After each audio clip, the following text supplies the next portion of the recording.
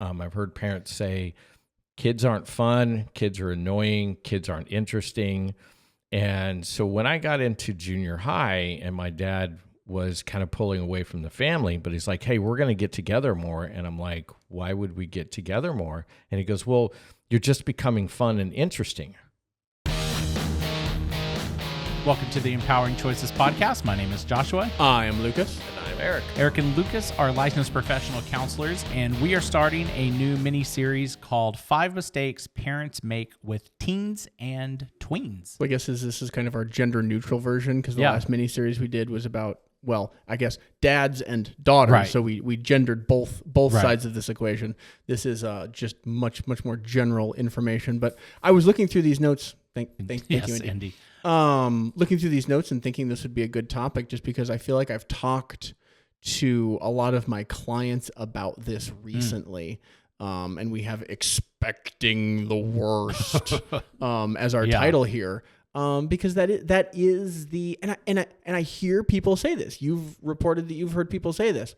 When my children become teenagers, it's going to be horrible. Yeah. And I've just taken to telling them it doesn't have to be. And they just go, no, it's, and they have a real resistance to wanting to like accept that. Yeah. Yeah, I've seen that too. And they're like, no, it will be, it just will.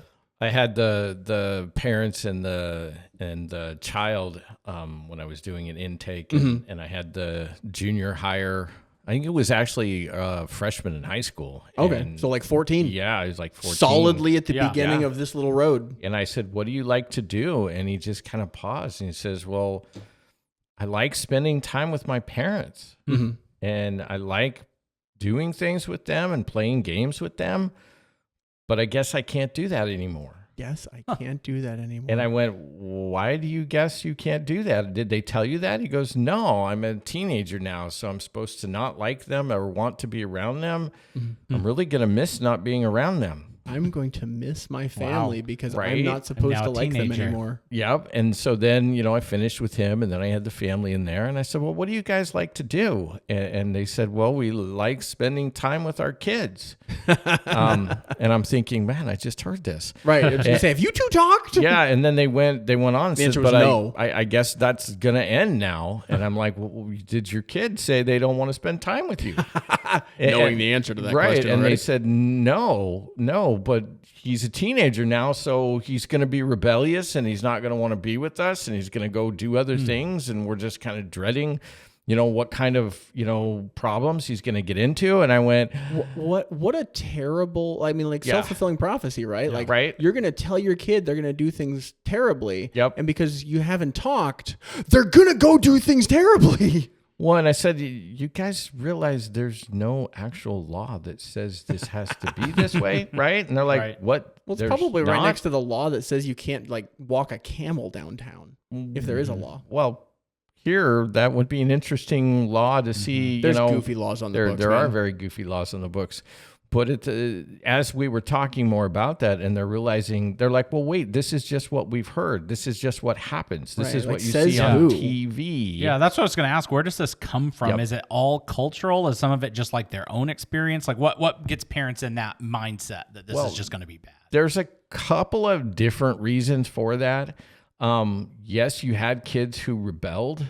Developmentally, junior hires are beginning to pull back from their parents. Now, when I say back, it means that they're not just right next to your side the way they may have been as a grade schooler, which is a different developmental pattern that's happening. Now they're gaining some independence because, see, the thing is, with a human being raised is that they have to independently grow up, meaning they have to grow up to be interdependent and independent on their own. Doesn't mean that they leave you behind as parents completely, thoroughly, and never want to see you again.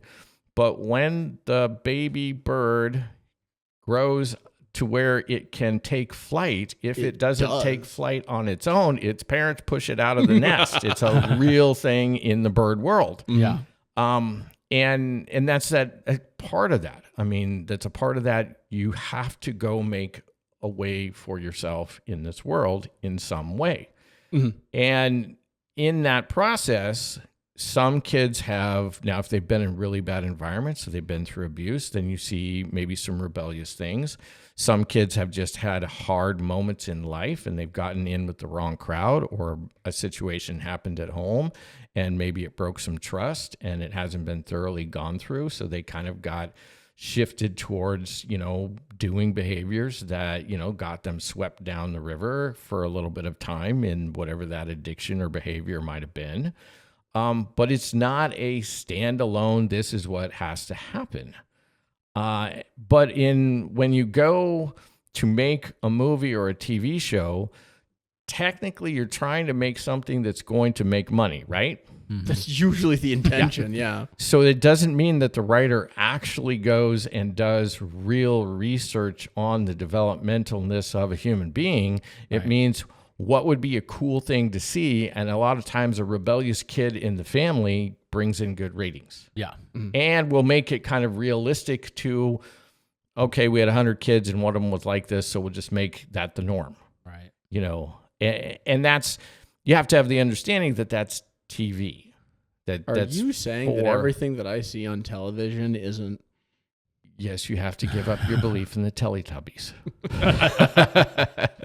That was a show I never did watch. That was apparently outside for better or for worse. Right. Belief in the Teletubbies. Power Rangers are not real.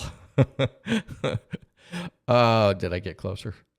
No, that was still way off. But the Care Bears are real. I never believed those things were Care Bears. real. I just enjoyed them. I'm like, that's cool. And Yeah. Usually if you get bit by a radioactive anything, you die of cancer rather than becoming a superhero. Right. Well, my dad wanted to make sure when I was a kid and getting into things like Tolkien and other adventure type things that I really understood that the animals and trees didn't talk. Oh, okay, sure. That it was that, this is not real. This is a dramatization and fun to get your imagination going. And so, now I have this family and they both think they shouldn't be enjoying their time together. And I went and got their son and brought him in, and we just talked about how, that doesn't have to be that way. Like you're both making these assumptions, but you're both assuming you both have the same belief and the same assumptions, but you haven't talked to each other about them. Yeah. We started off with, do you guys realize you're saying the same thing and not wanting the same thing? Let's talk about how to get the thing you want. Well, I suppose that we would take that instance and just go back to leaning on one of our fundamental principles that we talk about a lot is know your kid, communicate with your kid, because if they had, they probably would have avoided that. Mm-hmm. It's amazing how when parents bring up, hey, do you want to go have lunch or dinner or go to the movie? A lot of kids are way on board with that. Particularly if you've just established we hang out from forever, And again, not saying that if you haven't with your kid that you're doomed, you can start at any point. Absolutely. But the more that you do, because the family that I was talking to the most recently about, oh man, when our kid becomes a teenager, she's currently 5. Yep. Mm-hmm. And I said, you've got a lot of time, and they're talking about the things that they're actively doing right now with their 5-year-old. I'm like, well, if you keep doing those things, that'll help. Right? Usually. Right. They're doing reasonable parenting things around communicating, and I don't remember what it all else was, discipline and stuff. I'm like, okay, well, if you keep doing that for the next, decade, you'll have a lot of groundwork for when they become a teenager that doesn't necessitate them losing their mind and, I don't know. Well, let's go back to the basics and remember some of the basic pieces that are there with a human being. You made this child. 50% your DNA, 50% the other partner. And if things are going well, the person who contributed the other 50%. Right. Well, and the thing is, you have a blood bond because of that. They come into the world wanting to please you. Mm-hmm. They come into the world wanting you to be proud of them. The more that you put into the relationship with the child, then the more you're priming the pump of that relationship. So when they're getting older, and as a child who did a lot of, things out there that broke a lot of rules. One might have described you as rebellious. Yeah, kind of. Yeah. kind of, and if I'm not faulting my dad, but what my dad didn't understand is that if he'd have spent more time playing games with me, I'd have spent more time thinking about, if I do that, I did a spanking. And the underlying piece is, no, wait, what I'm really saying is if I do that, my dad will be disappointed in me, and I don't want that. But without that extra priming of the pump, I was like, well, he doesn't care anyhow, so let's have fun. You know, and now it really was about, well, if I do get caught, I will get spanked. And all right, let's go play football on some of the extreme things. But on the other things, and I noticed that myself, if my dad did spend more time with me, my tendency was not to get pulled in the direction of doing things that would cause he and my mom to be disappointed. And so you're building a relationship that passes along your values and skills and things to your child, because then they want to emulate you. Right. Well, because they have such a powerful pull right there from their very DNA. They, you know, you don't have to make a mini me. In fact, if you're trying to do that, I really encourage you not to, because at some point they'll be a them and you'll be heartbroken. Because they won't be. They won't be. They won't be you in every facet. Right. And I can hear parents saying, well, I don't want them in every facet, but I'm like, just 90% of them. No, just don't do it. Because it will be a big torpedo that will hit your relationship eventually down the road. Even if it takes years before you actually figure out they're not a mini me, they were just faking it. If they act like one. And trying to please you in that manner. But yes, you spend time with them, you get to know them, they want to have you in their life. I have parents that come in and say, I come home and my kids want to tell me everything that just happened in their day at school. And I'm thinking, that's really good. Yeah. And is the parent that you're hearing this from usually annoyed by that? Only because they themselves have no time to recoup from their own day already at school, teacher, assistant. And that's a part of it, is that you've got to layer in for yourself as an adult, when are going to be good times to be able to suck that in. Old school for thousands of years was around a meal. New school of modern today has a bunch of phones around the meal. And or other things going on. So there's not a lot of talking. So the kids are going to try and get the talking in maybe when you're trying to recoup already. Right. Like you're just stepping in the door and it's like you're trying to get a breath of fresh air and you're trying to relax and let things go, versus the parent being able to have that time, then be able to come to the table. Then they're a little more refreshed and a little more restored, and they can then engage, in that conversation. Yeah. And I feel like some of those things are times that as a parent, you just have to sometimes step up and do the harder thing. So like, I think about like with a baby, like who wants to actually change a poop-filled diaper? I don't think anyone signs up for that on purpose. Josh. I don't. No. And I actually gag, which is not good. I have a very strong gag reflex. So I'm like, But no one wants to do that, but you do it because it's the right thing, and you know that that's going to take care of that child. And I think that sometimes as they get older, you may not be looking into the future going, oh, wow, they're actually coming home and wanting to tell me stuff. That could go away. That could whatever. So you're just like, I'm tired. I don't want to deal with it. But that may be another kind of like diaper moment where you just go, wow, this is actually cool. This is something I want to preserve. So even though I'm not going to get my time until later, let me take this because I want my kid to do this as long as possible. When my dad had a little twist to that, and I've heard this a lot. I've heard parents say, kids aren't fun, kids are annoying, kids aren't interesting. And so when I got into junior high and my dad was kind of pulling away from the family, but he's like, hey, we're going to get together more. And I'm like, why would we get together more? And he goes, well, you're just becoming fun and interesting. And I'm like going, you just said I was boring and dull and any other thing. Right, up until you turned 11. Up until I turned then. And you just said I wasn't worth being around. Yep. And so he never got that chance after then. You know, and that's a piece that's going to be there if not necessarily on the diaper time. If, you know, one spouse can handle the diapers and the other one can't, work that out in your teamwork for sure. Cause I've been there. It's like, yeah, let's find the things that we're okay doing so that the child's not more covered in something else. Cause that won't be good either. But when your kid is coming, trying to explain to you, you know, this is why the grass is green. It's really important for them to give you that deep knowledge that they have just discovered. and it can be so much more simplistic than that. And I totally get it. But don't forget, you were once that kid looking for your parent to take that moment and what, you know, just say, hey, oh my gosh, that is such a cool thing. And just be able to reinforce, you know, that, yeah, those are important things to learn. Yeah. That is incredible, that, you know, and really kind of cultivate that. My 2-year-old's, one of her favorite phrases recently is, come play with me. Like literally. That's literally. Yep. I'm like, where did you pull? Like, okay.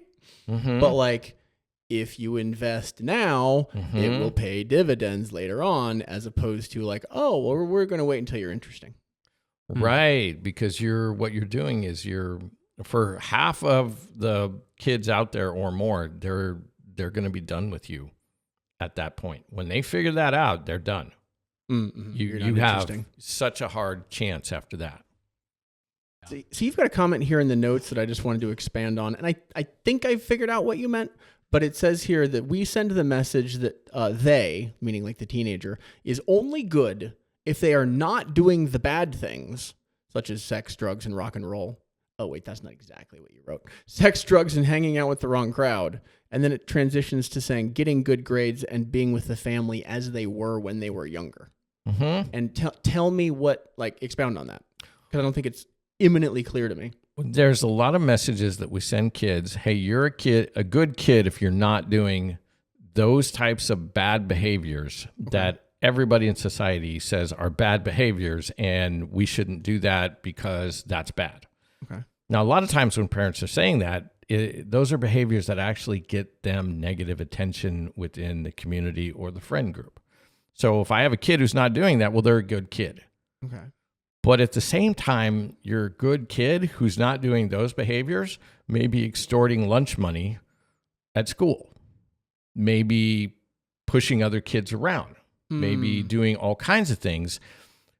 The point is, why does behavior make them a good or a bad kid? Oh, yeah, sure. Okay. See? So you're also saying that, like, as long as you're not doing the things that I can think of, right? Well, there's other things that they're doing that might not be great either. Exactly. And that's kind of that extortion or that lying or that cheating. But they don't get our attention for, let's talk about not what makes you a good kid, because that's a conditional statement. They're your kid. And if you love them as your kid, then they're a good kid. Right. Mm-hmm. Now, let's talk about things about you that are just absolutely amazing. I mean, you love to do this, or you're really good at this, or you're so adventurous, or you can bake a dolly a cake like there's no tomorrow. And I hear she really likes it. You know, so you're stroking those different things about the child that then moves them out of being just good or bad kid. Because if they're good because they're not causing trouble, that's being seen. Right, the seen and not heard kind of dynamic. Yep. Yeah. But then when they get into something that, you know, oh, okay, they're drinking. Well, now they're not good. Well, now they're bad. Mm-hmm. And so there's this black and white judgment. How about if they're a kid who maybe they were not doing things that we would consider dangerous, but then they got into some dangerous things. They're still your good kid. Yeah. But it's like, okay, let's talk. Let's see what's going on. Let's spend some time together. You know, let's you and I, you know, do some things together and see if there's something that maybe, I'm not trying to blame a parent, but, you know, a parent is going to go, well, what are some things I might have missed here that might have led to this? Kids, human beings will do the wrong thing. Human beings will do the wrong thing. It doesn't mean that anything was missed there, but it's good to be able to come back in a conversation and be able to say, okay, there are things that maybe I could do that would help you in this situation not to be going down this road. Right.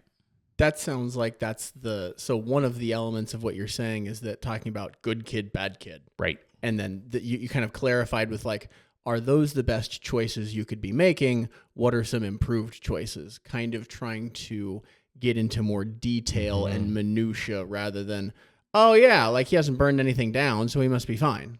Right. We use the grades as good kid also bar. So if a kid is getting A's, like straight A's they're plus, a good kid. They're a good kid. But what if a kid gets C's and D's? Oh, are they a bad kid? Are they a bad kid? Yeah. So was Einstein a bad kid? I don't remember what his academic career was like. C's and D's.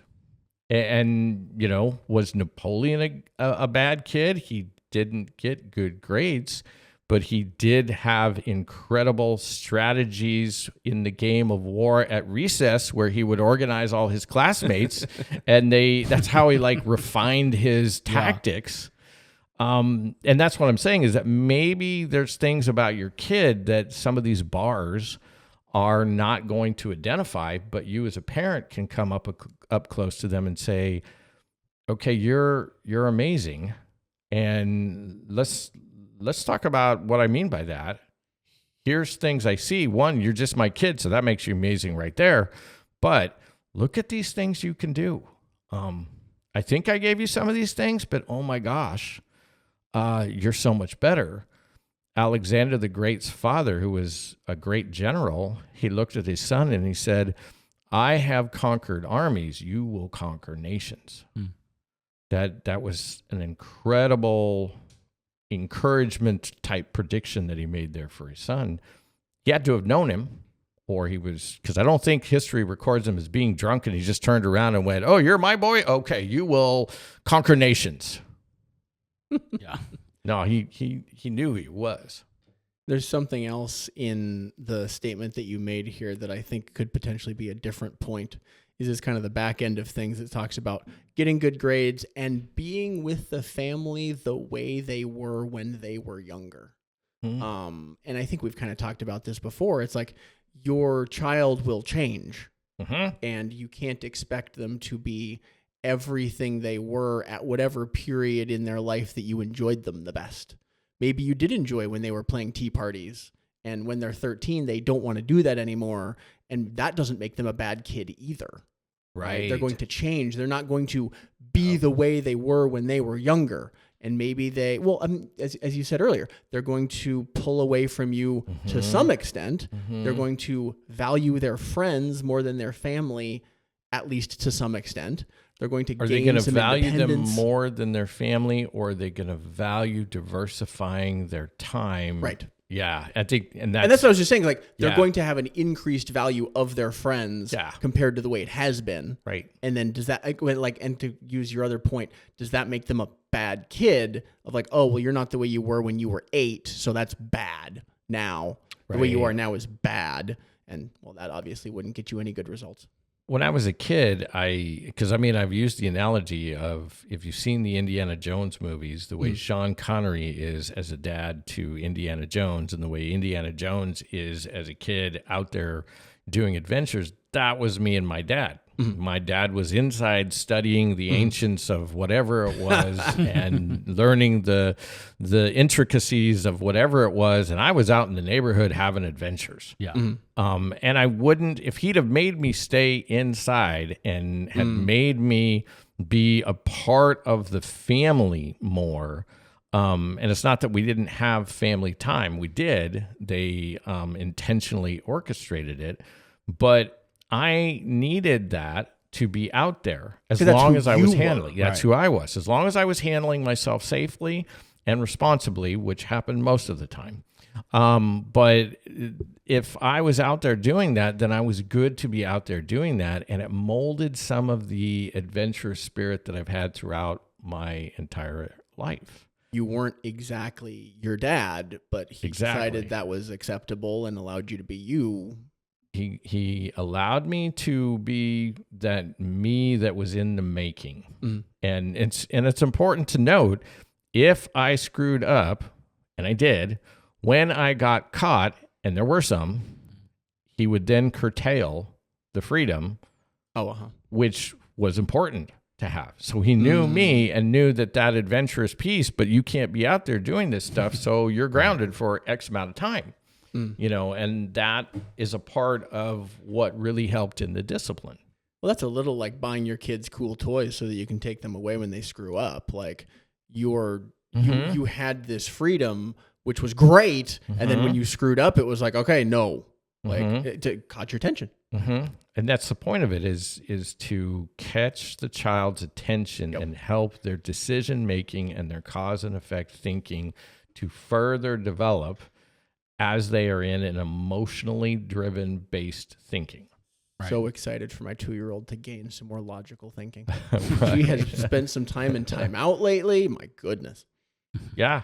No, it's a beautiful thing when you see these things taking root and then sprouting on their own, the older and older that they get. I mean, it really is a fruit of your labor, but you've got to put that time in. And as a part of this is you can't just see them as good or bad. I mean, I was seen as the bad kid, by lots of people. I broke the babysitters club when I was 5 years old. I mean, I was tearing apart adults, verbally by the time I was 3 or 4. I was the bad seed. I just wasn't into drugs or alcohol or anything like that. Because I never got into those things. But I had lots of other challenging ways of putting adults in their place, all the way up, and so I could easily have been just labeled the bad kid and off I go type thing. But my parents didn't do that.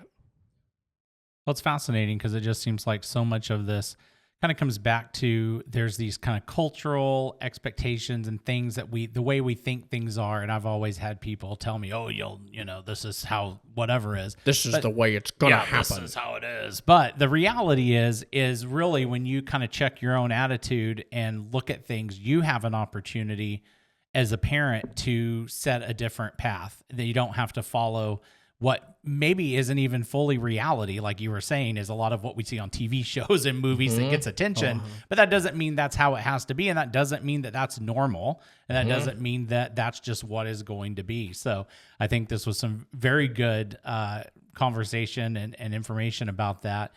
And I think that'll be kind of wrap this particular one up, and then we'll have 4 more parts in this mini series. So definitely make sure to check those out. If you haven't subscribed, we'd love for you to subscribe, give us a like, leave a comment, let us know about any questions or things that you have, and we will see you on the next episode.